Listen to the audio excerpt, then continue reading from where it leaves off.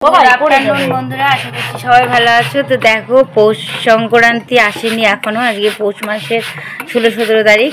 তো যাই হোক, পিঠে খাওয়ার কিন্তু খুব তোড়জোড়, তাই না? আর এই শীতের মধ্যে পিঠে খেতে বেশ ভালো লাগে। তো মা দেখো এই যে ব্যাটারটাকে ভালোভাবে গরম জলে গুলিয়ে নিয়ে চলে এসছে। তো চুষি পিঠা খাওয়া হবে, তো সঙ্গে থাকো আর পুরো ভিডিওটা দেখতে থাকো। দেখো এই যে চুষিগুলো মা হচ্ছে সুন্দর করে কাটছে এখন। আর এই যে আমার মানে কি বলে এটাকে, না ভালোভাবে না কাঁটাটা অত হয় না আমাদের কাছে, তো এরকম লম্বা লম্বা করে দিই আর কি। এটাকে কি বলবে আর কি, তোমাদের এটা যেটা নাম ইচ্ছা হয় সেটা বলবে। চুষি কাটতে গেলে এরকম করে কাটতে হয়, যে মা কিন্তু খুব সুন্দর ঝিরিঝিরি করে কাটতে পারে।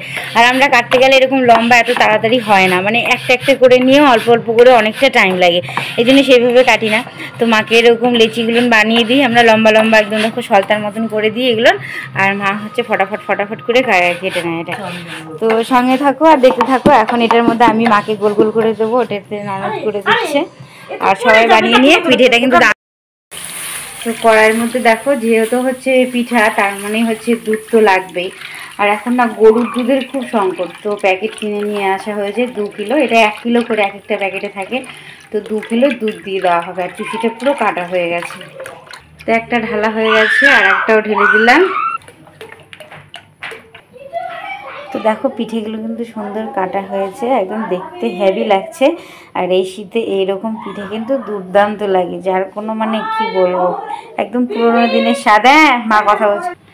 তো এখানে 3খানার মতো, যেহেতু 2 কিলো দুধ আছে, তো 3-4টার মতো তেজপাতা দিয়ে দিলেই মানে যথেষ্ট, আর বেশি লাগবে না। তো দেখো তেজপাতাগুলো ভাজছে সুন্দর। তো দেখো এটা হচ্ছে খেজুর গুড়। তো এখন আবার প্যাকেটের মধ্যে, কিছুদিন আগে না কৌটোর মধ্যেও মানে থাকতো আর কি খেজুর গুড়টা। তো দেখো এটা হচ্ছে প্যাকেটের মধ্যে করা। তো এটাকে এখন প্রথমে আগে কেটে নিতে হবে। তো দেখো গুড়টাকে হাফ, অতটা তো লাগবে না, কারণ খানিকটা একটু চিনি দেওয়া হবে, এর জন্য এখানে মানে বাতাসা আছে, ওগুলো দেবো বলছে মা। নখটায় লাগলো বাবা। তো গুড়টাকে কেটে নিচ্ছি দেখো। তো দেখো এখানে হচ্ছে সুন্দর চুষিটাকে একদম রেডি রাখা আছে, আর এখানে বাতাসা নিয়ে নিলাম কতগুলো, আর এখানে হচ্ছে আর খেজুর গুড়টাকে এখানে কেটে রেখেছি।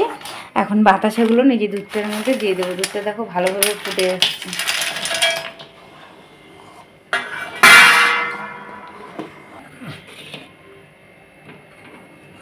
দুধটাকে কিন্তু বেশ ক্ষীরের মতো করে জাল করে নিতে হয়, তাহলে কিন্তু টেস্টটা খুব সুন্দর হয়।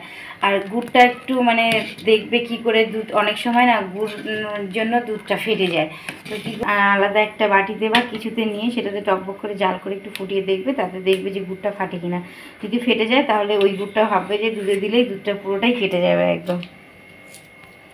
তো দেখো বাটিতে নিয়ে দেখছি এখন দুধটার কি অবস্থা হয় আর কি, দেখা যাক। যদি ফেটে যায় তাহলে ভাববো যে হ্যাঁ ফেটে যাবে। ভালোভাবে এটাকে ঘেটে নিতে হবে। এই দেখো সুন্দর লাল এসছে, কিন্তু যেহেতু রাত্রেবেলায় হচ্ছে না, তো ক্যামেরাটা একটু ভালো হচ্ছে না আর কি। তবু কালারটা দেখো, দেখতেই পাচ্ছ এই দুধটা কিন্তু একদম সাদা এখনো, আর এটা কি সুন্দর লাল হয়ে গেছে। তো দেখো গুড় আরও বেশি করে দিয়ে দুধটাকে ভালোভাবে দিয়ে এটার মধ্যে ফেটিয়ে নিচ্ছি, যদি দিতে গিয়ে ফেটে যায় আর কি, এই ভয়ে এটা করা হচ্ছে। তো দেখো পিঠেগুলো না ছেড়ে দিচ্ছি।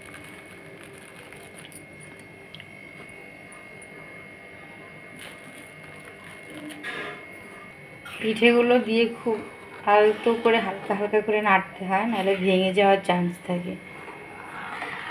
তো গুড়টাকে দেখো এখন সুন্দরভাবে সাইড দিয়ে দিচ্ছি। এই দেখো সাইড দিয়ে কিন্তু হালকা লাল লাল। তো দেখো পিঠে হলে কিন্তু এই বাটি বাসন প্রচুর লাগে, এই যে সব কিছুতে সুন্দরভাবে ঢেলে নেওয়া হয়েছে। দেখো এটার মধ্যে তুলে নেওয়া হয়েছে, কালারটা কিন্তু বেশ ভালোই এসছে, কিন্তু রাত্রিবেলায় তো ভালো অত লাগছে না। তো যাই হোক, ভিডিওটা ভালো লাগলে অবশ্যই লাইক শেয়ার কমেন্ট করতে ভুলবে না, আর চ্যানেলটা যদি নতুন হয় সাবস্ক্রাইব করতে ভুলবে না। সবাই ভালো থাকো, সুস্থ থাকো। প্রিয়াঙ্কা সুইট কিচেন থেকে, প্রিয়াঙ্কার তরফ থেকে রইল অনেক অনেক ভালোবাসা। আর এরকম শীতে এরকম পিঠে কিন্তু অবশ্যই বানিয়ে খেও, আর কেমন লাগলো অবশ্যই বলো।